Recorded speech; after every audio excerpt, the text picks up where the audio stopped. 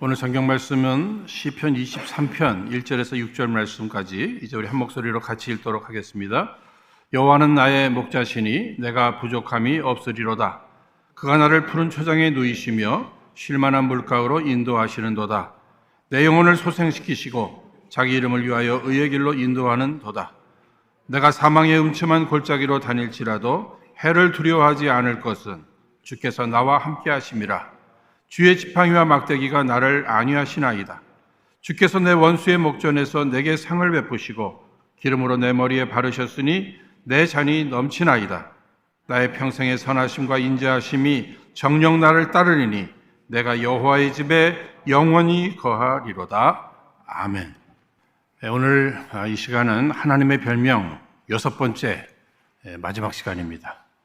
오늘이 마지막 시간이라면 그동안 함께 나눈 그런 내용들을 한번 테스트해 보는 것도 괜찮을 것 같아요. 여러분, 여호와 샬롬 무슨 뜻이죠?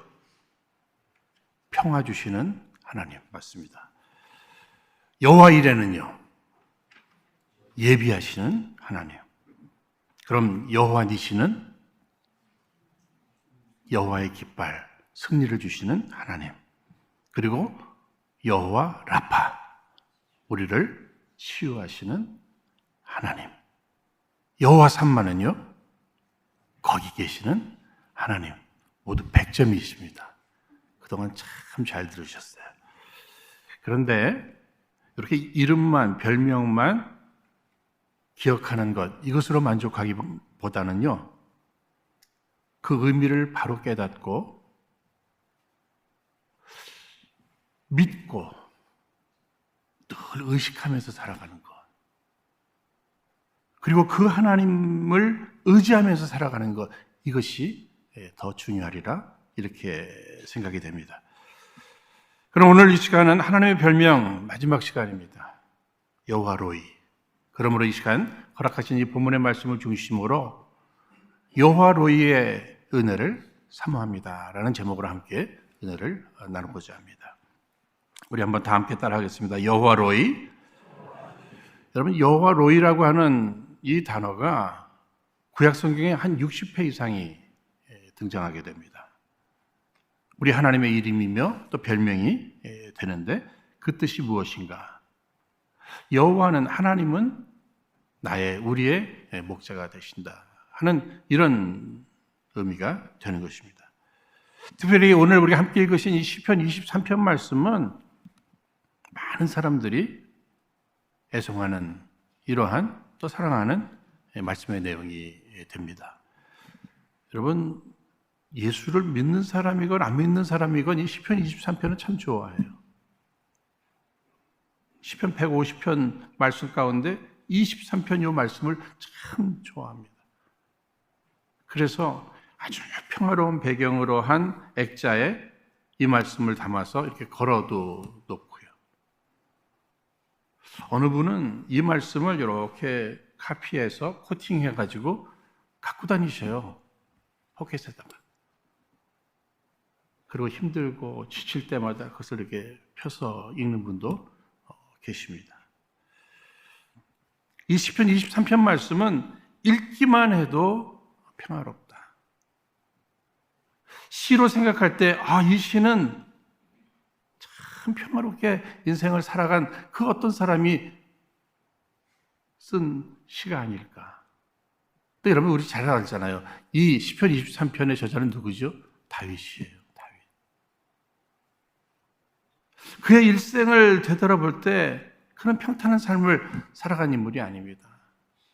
누구보다도 어려움이 많았습니다. 환난이 많았어요. 수많은 세월을 도피하면서 죽음의 위협을 당하면서 그렇게 살아온 인물입니다.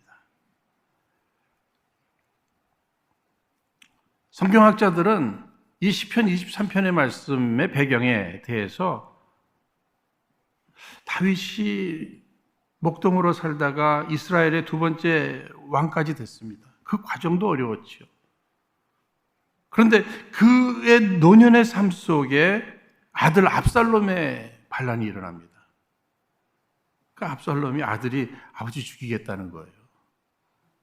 아버지는 도망 다니고. 여러분, 정말 안타까운 상황입니다. 비참한 상황이, 아니, 부끄러운 상황이에요. 그런 상황 속에서도 이런 고백, 이런 찬양, 이런 시가 나왔어요.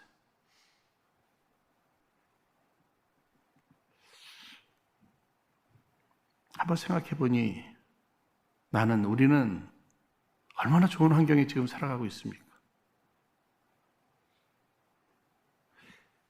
참으로 불편한 것이 많고 힘들고 속상하고 괴로움이 많은 지금 다윗, 이런 환경 속에서도 나는 부족함이 없다고 이렇게 만족하는 찬양을 올려드리고 있는 다윗과 나를 비교해 볼 때, 우리를 비교해 볼 때, 우리는 많은 사람들이 부러워하고 있는 이 미국 땅에 살고, 모든 것이 풍성하다고 하는 캘리포니아 살고, 토렌스, 어디를 돌아다녀 봐도 토렌스만한 것이 없다. 우리 이런 데서 살잖아요. 그런데도 우리는 만족지 못하고 이것이 부족하다, 저것이 부족하다, 불평하면서 우리는 살아간단 말이에요. 오늘 다윗의 고백이 저와 여러분의 고백이 되기를 주의 이름으로 축원드립니다. 또 우리 앞으로의 삶도 우리도 다윗처럼 부족함이 없습니다. 이렇게 만족하고 여유로운 이러한 삶을 살아드리기를 원하는 거죠. 요즘 들어 우리에게 들려오는 소식들은 다 슬픔의 소식들입니다. 아픔의 소식들이에요. 고통의 소식들이에요. 우울하게 만드는 내용들이 인터넷 방송이든 신문이든 라디오 방송이든 다 그렇습니다. 특히 자살 소식들이 또 우리 귀에 들려질 때 그 자살의 원인에 대해서는 주변이 잘 모르잖아요. 본인만 알 거예요. 그러나 분명한 것은 그 이유가 각기 다 다를 겁니다.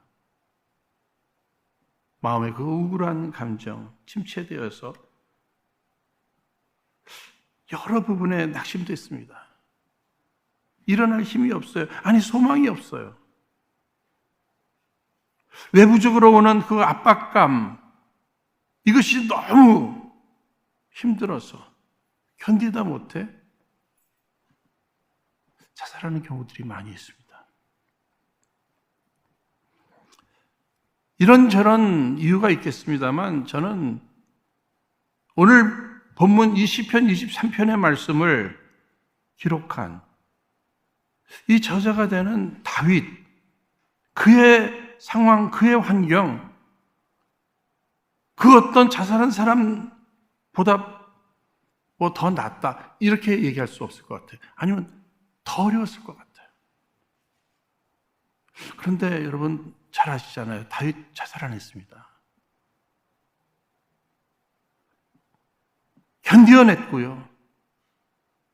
그는 모든 것의 주권자가 되시는 하나님을 신뢰하면서 오히려 부족함이 없다고 이렇게 고백하고 있어요. 이유가 무엇일까? 다윗에게는 하나님이 목자가 되어주셨다는 거예요. 다윗에게는 뚜렷한 믿음의 고백이 있는데 하나님이 나의 목자이십니다. 어쩌면 그 자살한 사람들 안타까운 이런저런 내용은 있지만 그들에게 없는 것이 하나가 있어요. 목자가 없어요. 특히 하나님이 자신들의 목자라고 하는 이런 뚜렷한 신앙 고백이 없었던 것 같습니다. 시편 23편 말씀 보시면은요, 다윗의 신앙, 아니 다윗의 신학이 뚜렷이 소개되고 있습니다. 다윗의 신간, 하나님은 누구이신가? 하나님은 나의 목자이시다. 그러면 인간은 누구인가? 인간은 연약한 양이다. 그러면 이 연약한 인간이 살아가고 있는 이 세상, 다윗의 이 세계관, 사망의 음침한 골짜기다. 그러니 양과 같이 연약한 인간이 사망의 음침한 골짜기와 같은 이러한 현실 속에 살아갈 때 하나님이 나의 목자가 되어 주신다면 아무리 우리의 삶이 이것도 부족하고 저것도 부족한 이러한 환경과 상황이라 할지라도 나는 여호와 하나님이 나의 목자가 되어 주심으로 난 부족함이 없다. 만족한 삶을 살아갈 수 있다. 여유롭게 살아갈 수 있다.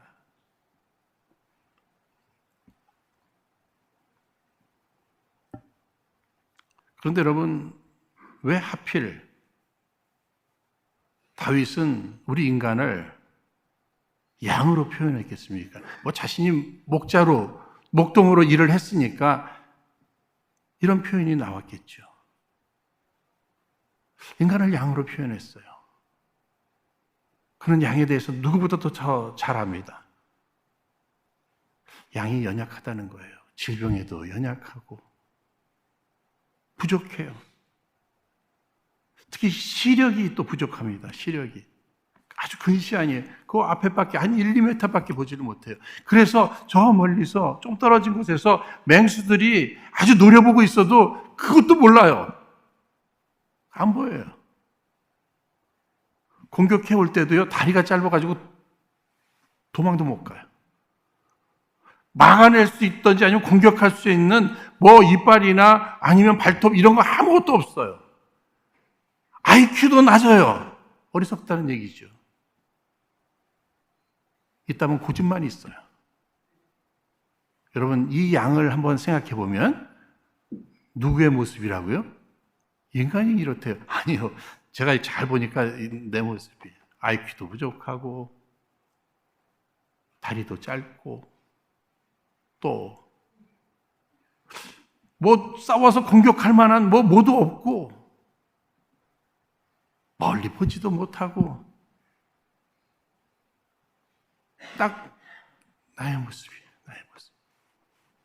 여러분들은 어떻게 생각하십니까? 내가 양이라니. 나는 최소한 사자나 호랑이라고 여러분 생각하시는 분들 계십니까? 그런데요, 여러분 다윗이 어떤 인물이에요? 골리앗과 싸워서 이긴 용감한 젊은입니다. 그죠? 이스라엘의 왕으로서의 권력을 가졌던 사람이에요. 그런데 그런 인물이 자신을 어리석고 연약한 양으로 이렇게 표현했다면 겸손했으나 정직한 거예요. 여러분, 결코 우리를 호랑이와 사자로 이렇게 표현할 수 없을 것 같아요. 우린 양입니다. 다 양이에요. 그런데 양만의 특권이 있습니다. 목자가 필요해요. 그래서 목자를 세워주는 거예요. 양은 목자가 있어요. 그렇죠? 비록 연약하지만 목자가 있다는 이 사실이 특권입니다. 특권. 오늘 우리도 마찬가지예요. 연약한 양과 같은 존재이지만, 어리석은 양과 같은 이러한 존재이지만 선한 목자가 되시는 우리 예수님, 여호와로이, 하나님께서 우리의 목자가 되어 주셨다고 하는 이러한 사실입니다.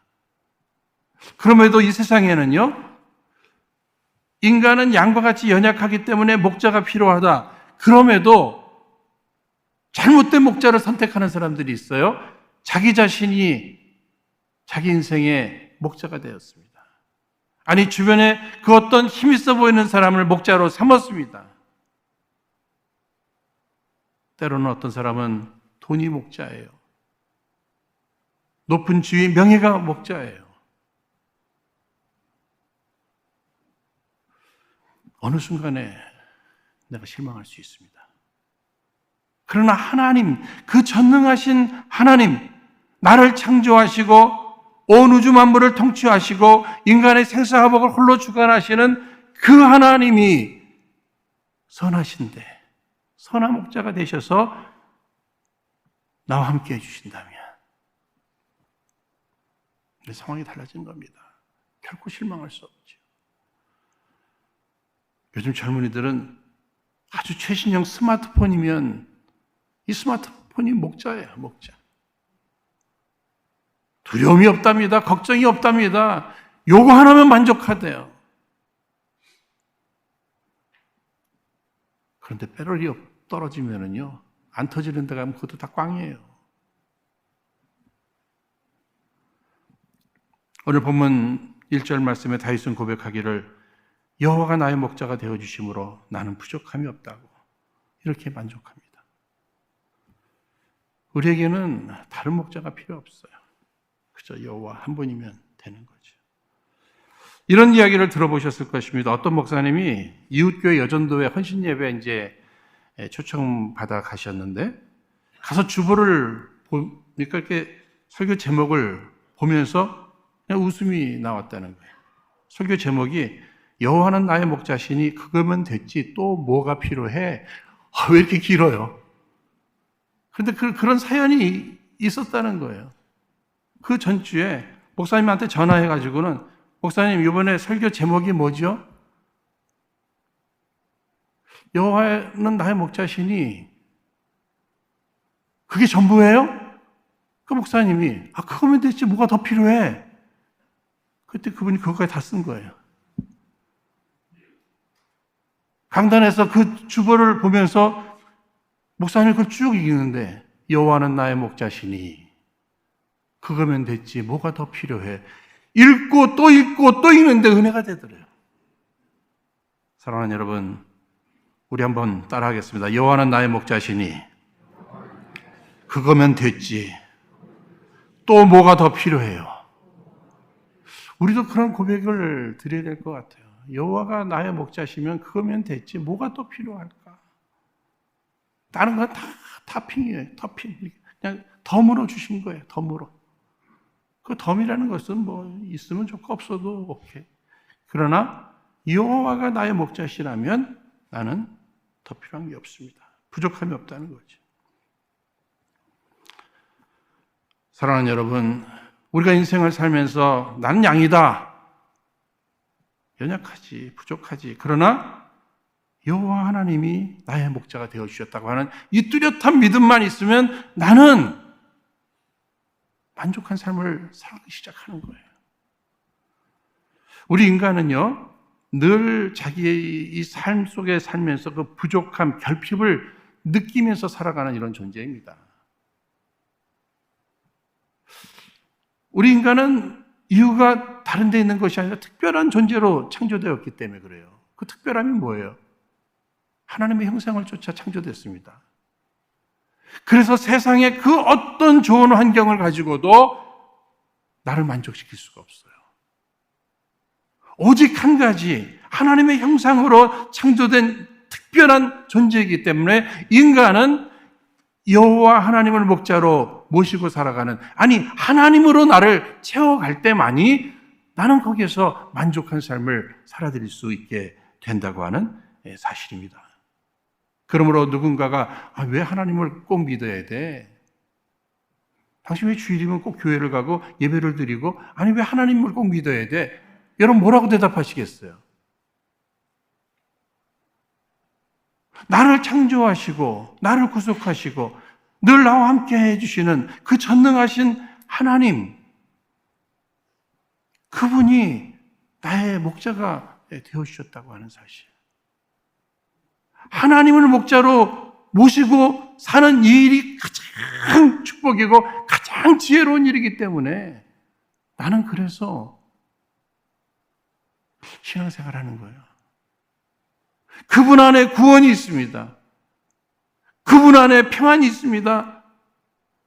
그분 안에 소망이 있어요. 다 있는 거예요. 다 있는 거예요. 그러므로 우리가 이 세상을 살면서 믿지 않는 사람들이라는 게 같이 살아가지 않습니까? 오래 지속되고 있는 이런 팬데믹도 우리가 같이 지나고 있는 거예요. 고물가 시대에 지금 경제적으로 어려운 이 상황도 우리가 같이 지내고 있습니다. 그러나 목자가 없는 저들과 똑같이 우리도 불평하면서 이렇게 살아서는 안 된다는 거예요. 저들이 불평하는 건 그럴 수 있어요. 목자가 없으니까. 그러나 역사의 주관자, 인간의 생사화복을 홀로 주관하시는 그 전능하신 하나님이 나의 목자라고 하는 뚜렷한 확신만 있다면 오늘 우리는 견뎌낼 수 있습니다. 불평하기보다는 오히려 오늘도 감사하며 찬양하면서 우리가 살아갈 수 있게 된다는, 그걸 보여주는 거예요. 이런 기회 때 그걸 보여주라는 얘기입니다. 똑같이 살아간다면 저들이 뭐라 그러겠어요? 저들이나 우리나 뭐 다 똑같은 거 아니야? 근데 왜 꼭 교회를 가야 돼? 왜 하나님을 믿어야 돼? 그러면 다윗의 인생에 있어서 그 어려움 속에서도 부족함이 없다고 하는 이러한 삶을 살아갈 수 있도록 목자가 되어주신 그 하나님, 그분은 과연 어떤 분이신가? 오늘 성경 말씀을 보시면은요, 2절에 그가 나를 푸른 초장에 누이시며, 푸른 초장에 누이시며. 여러분, 양에 대해서들 많이들 아시니까 많이들 또 들으셨잖아요. 양을 이렇게 오랫동안 잘 키워본 분들의 이야기하면 뭐 여러 가지 이유가 있겠습니다만 양들은 잘 눕지를 않는데요. 그러나 뚜렷하게 두 가지만큼은 꼭 필요하답니다. 이렇게 눕는 이 일에 있어서. 양은 겁이 많아서요, 눕지를 않는데요. 그냥 서 있는 거예요, 버티고. 그런데 목자가 지켜주고 있다고 하는 이런 안심이 있으면 누울 가능성이 있고요. 특별히 배고프면 절대 안 눕는데요. 배가 부르면 이렇게 발라당 눕는데요. 푸른 초장에. 다윗의 지금 상황은요, 어떤 상황입니까? 불안할 수밖에 없는 환경이잖아요. 막 부끄럽고 두렵고 뭐 그럴 수밖에 없는 상황 아닙니까? 그런데도 평안을 누려요. 여호와가 목자가 되어주시니. 게다가 아무리 도망자의 자리에 있고 함께 따르는 사람들이 뭐 많이 있고 그래도 하나님이 다 먹이시잖아. 이렇게 먹이시고 저렇게 먹이시고. 그러니까 이런 고백을 할 수 있는 거예요. 이런 고백을. 우리 인생을 살아가면서 불안하죠. 어떻게 먹고 살까? 여러분 걱정하지 마십시다. 우리 하나님께서 우리의 목자가 되심을 믿으시기를 바랍니다. 하나님께서 우리의 목자가 되어주심으로 우리도 이 양들처럼, 양이 이렇게 지금 푸른 풀밭에서 만족하게 배불리 먹고 지금 편히 쉬고 있잖아요. 지금 다윗이 자기의 모습을 이렇게 얘기하고 있어요. 그렇다면 오늘 우리들에게 있어서는요, 하나님은 공급하십니다. 먹이십니다. 그렇다면 과거에 그 어려울 때도 먹이심을 경험이 여러분들에게 분명히 있다면 오늘의 어려움 가운데서도 하나님은 먹이실 것이다. 앞으로도 먹이실 것이다. 배불리게. 여러분, 하나님 먹이시잖아요. 그래서 살리시잖아요. 그러니까 먹는 것 때문에 너무 고민하지 마십시오. 우리 하나님은 우리를 먹이시는데 육신의 양식만 먹이시는 것이 아니라 우리에게 생명의 양식이 되고 영혼의 양식이 되는 하나님의 말씀도 또 우리에게 주시잖아요. 여러분, 오늘 주일입니다. 이 주일 같은 날을 참 의미 있게 보내셨으면 좋겠어요. 정말 여기 푸른 초장에 눕는 이 양의 모습처럼 여러분들도 이런 평안을 좀 누렸으면 좋겠어요. 영적으로도 하나님 말씀으로 풍성히 체험을 받고, 여러분 주일날 오후 시간 가족들과 함께 뭐 다이어트 같은 거 이런 날은 좀 걱정 너무 하지 마시고요. 그냥 하나님이 주시는 것이다 생각하고서 편안히 드시고 온 식구들에게 다 누워서 여호와는 나의 목자시니 내가 부족함이 없으리로다. 푸른 초장에 누이시며. 이런 고백을 한번 드려보십시오. 하나님께서 좀 이렇게 웃으실지도 몰라요. 그러나 바로 그거에 내가 원하는 게 그거야. 그렇게 사는 거지. 먹을 거 싸놓고서도 먹지도 못하고 나중을 위해서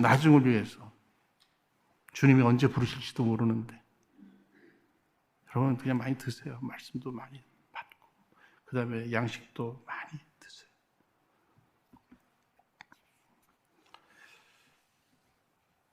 뿐만 아니라 우리 하나님은 우리의 목자가 되시는데 3절 말씀 보시면 의의 길로 인도하는도다. 의의 길로 인도하는도다.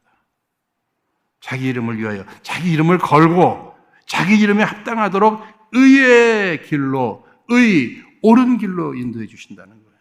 여러분 좋은 가이드와 함께 여행을 해보셨죠? 참 괜찮죠? 좋습니다. 행복해요. 그런데 가이드와 함께 여행을 다녀오신 분들도 이야기를 들어보면요, 뭔가 어느 부분은 가이드한테 좀 만족이 없는 부분이 있어요. 어느 부분은. 왜? 인간이기 때문에. 그래도 그런 상황을 써서 그 사람을 그렇게 하면 안 되지. 팁까지 받으면서. 뭐 이런 소리들 다 해요. 그러나 우리 하나님은 완벽한 가이드가 되신다는 거예요. 그래서 부족함이 없습니다. 여러분, 선한 목자 되시는 예수님 십자가에서 우리를 위해 대속의 십자가를 져주셨잖아요. 우리 천국 가는 길로 인도해 주시기 위해서 자기가 십자가의 대속물로 죽으시면서까지 완전한 가이드예요. 자기 목숨을 걸고 바른 길로, 옳은 길로 인도해 주잖아요. 우리는 하나님의 인도하심이, 의의 길로 인도하심이 얼마나 감사한지 몰라요. 생각해 보면 내가 원하는 대로, 우리는요, 누군가가 내가 원하는 대로 도와주면 그것이 그렇게 고맙고 행복하대요. 근데 그게 굉장히 위험할 수 있어요. 그렇죠? 우리는 우리의 미래, 우리의 가는 길을 모르잖아요. 양과 같은 이런 존재인데 내가 가는 대로, 내가 원하는 대로 목자가 따라다니면서 도와준다면 그 목자가 진짜 좋은 목자겠어요?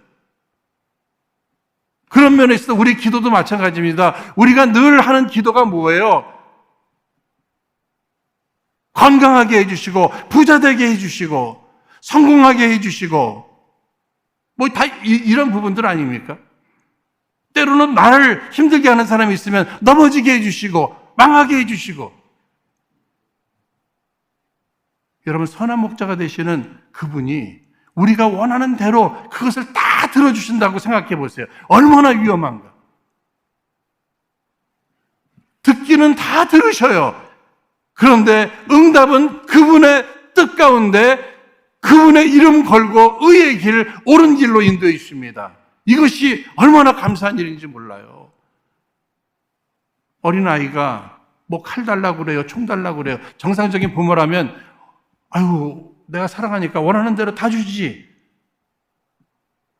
제대로 된 부모가 아니잖아요. 그렇죠? 선한 목자는 결코 그렇지 않습니다. 옳은 길로 인도해 주시는 거예요.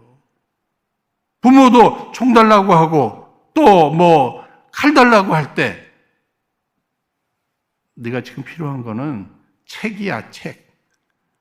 노트야, 노트. 아니, 연필이야, 연필. 이것을 주어지고 옳은 길로 인도해야죠.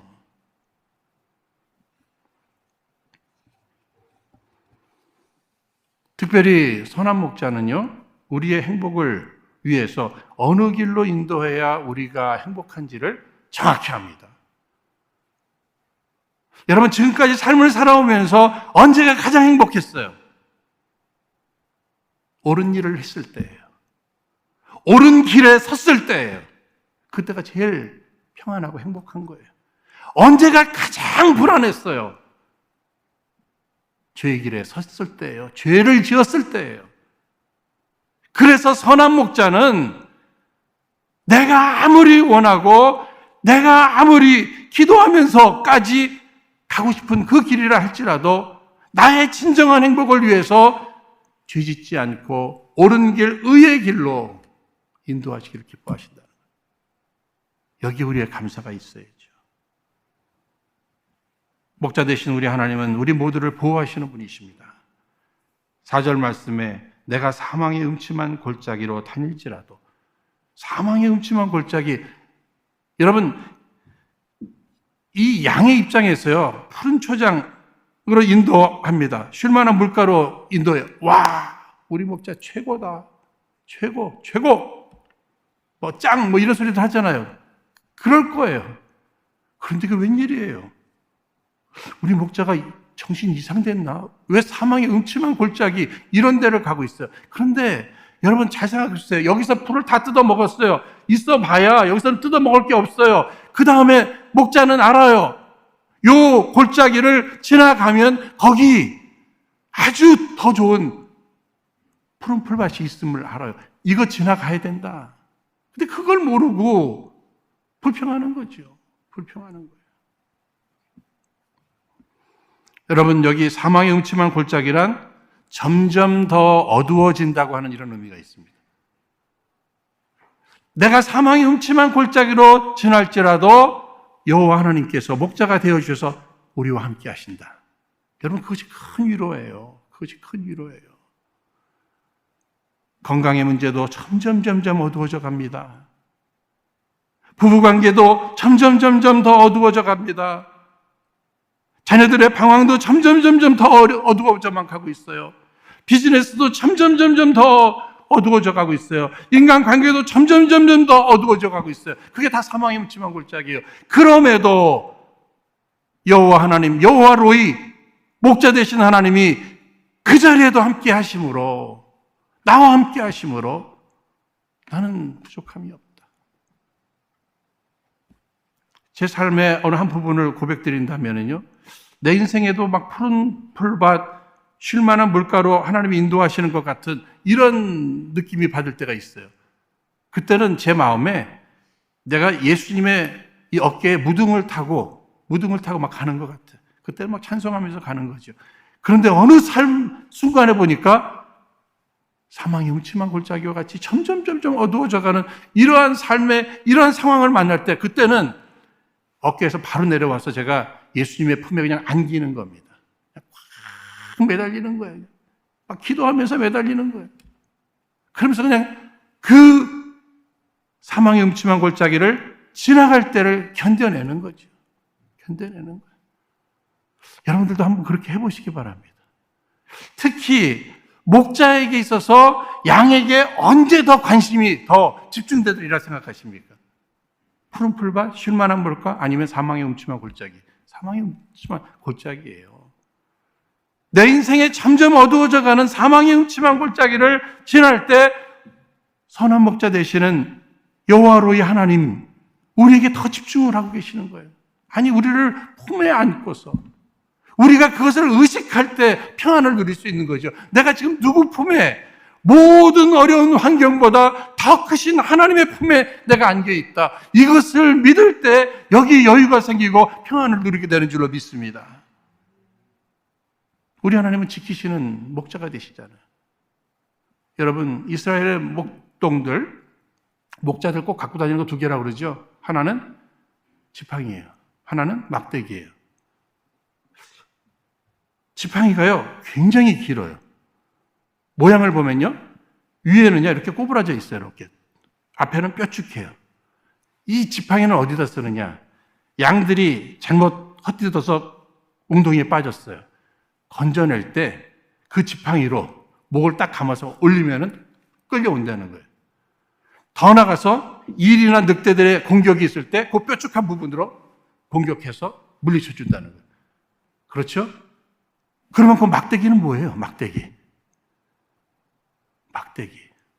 그 막대기를 어디다 쓰는지 제가 직접 물어본 건 아니고 제가 들었어요. 다른 거 아닙니다. 양들이요, 이거 먹어야 되겠는데 안 먹어요. 그때 톡톡 치는 거예요. 먹어. 톡톡. 먹지 말아야 되는 것을 먹으려고 그래요. 먹지 마.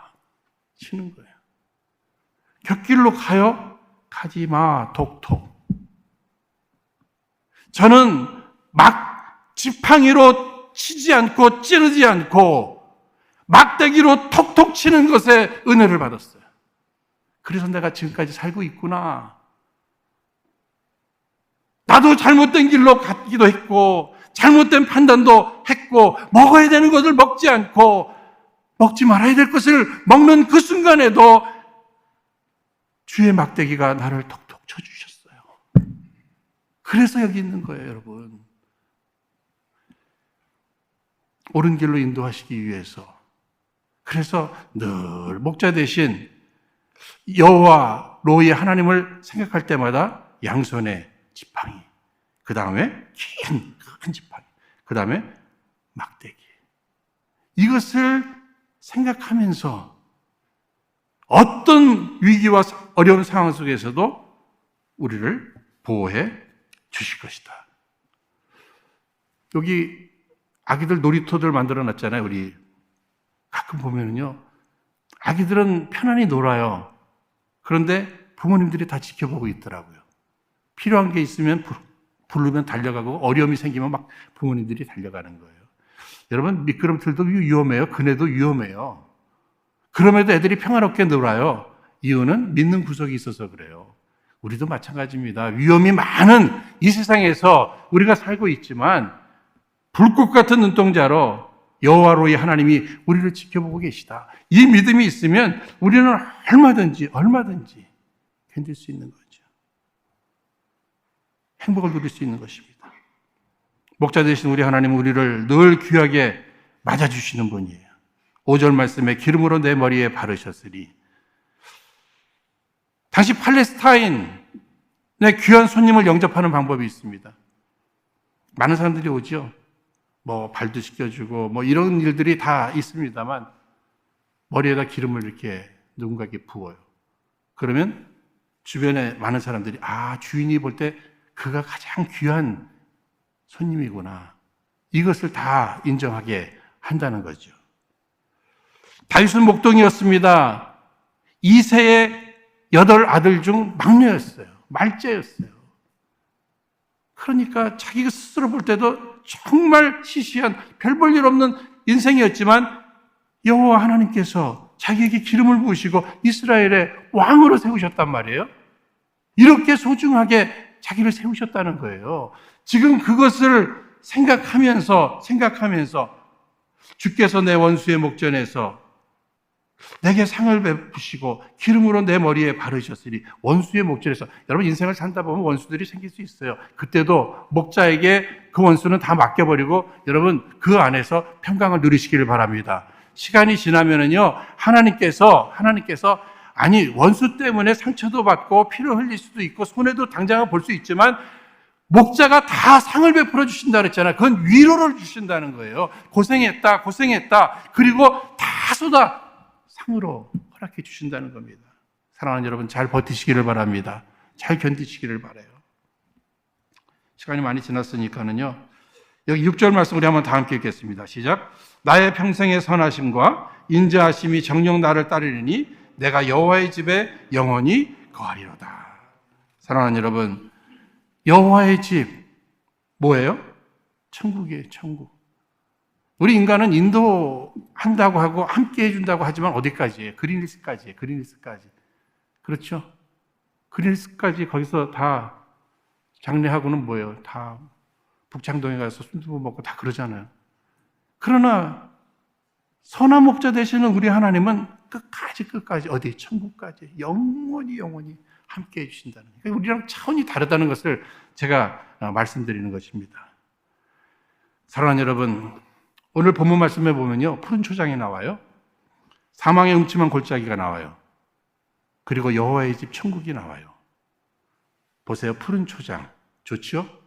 사망의 음침한 골짜기 힘들겠죠? 그러나 우리의 인생에 푸른 초장도 지나갈 것입니다. 그런가 하면 사망의 음침한 골짜기도 지나가게 될 것이에요. 마지막 우리가 머물 곳은 어디예요? 여호와의 집 천국인 줄로 믿습니다. 선한 목자가 되시는, 십자가에서 대속의 죽음까지 죽어주신 우리 예수님이 우리의 인생에 푸른 풀밭뿐만 아니라 사망의 음침한 골짜기도 지나게 하시면서 우리를 훈련하시고 연단하셔서 마침내 천국 백성으로 영원토록 우리와 함께 영생복락을 허락하실 그 하나님을 이야기하고 있어요. 시편 23편 말씀은 이 양들의 아침에서 저녁까지의 하루의 일과를 얘기하는 겁니다. 지금 이 내용이. 다윗의 일생을 얘기한 거예요. 그렇다면 저와 여러분들의 삶도 이렇게 될 것입니다. 환경이 문제가 아닙니다. 조건이 문제가 아니에요. 하나님과의 관계. 하나님은 우리의 목자가 되시고 나는 그의 어린 양이다. 어떤 환경 속에서도 여호와로 이 하나님을 믿고 날마다 의식하면서 의지하는 가운데 다윗의 고백이 저 우리의 고백이 되기를 주의 이름으로 축원드립니다. 우리 이 시간 허락하신 말씀을 기억하며 우리 합심해서 1, 2분간 기도하도록 하겠습니다. 다 함께 기도하겠습니다. 하나님 아버지, 오늘 많은 사람들은 앞날에 대한 두려움과 경제적인 어려움으로 인한 염려와 안전의 위험 등 매우 두려워하며 불안해하고 있습니다. 그러나 다윗은 여호와는 나의 목자시니 내게 부족함이 없으리로라고 이렇게 고백하고 감사합니다.